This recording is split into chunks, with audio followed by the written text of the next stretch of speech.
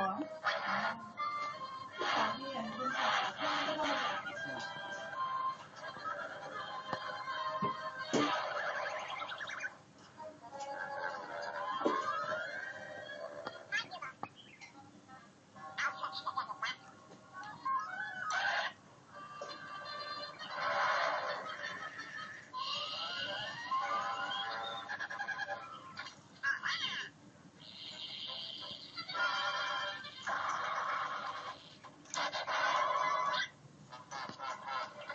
จิ้มอย่างเนี่ยจิ้มน้ำมันเหรอ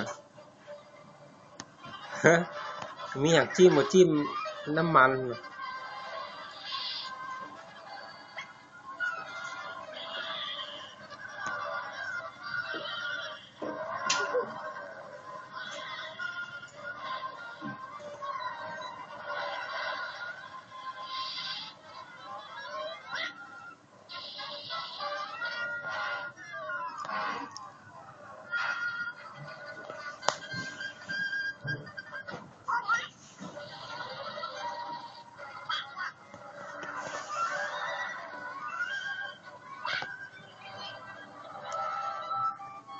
ใครไปส่งวะนี่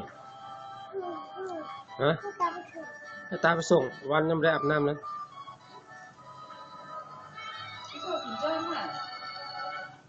กิน2-3 อันนี่ไม่ย่าทองแม่แม่ไปกินข้าวกินเลยเอาหมดเลย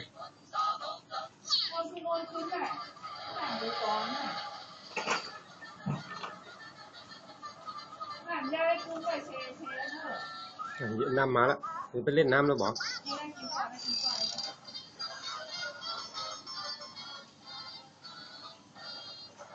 กับนี่ครับกับพริก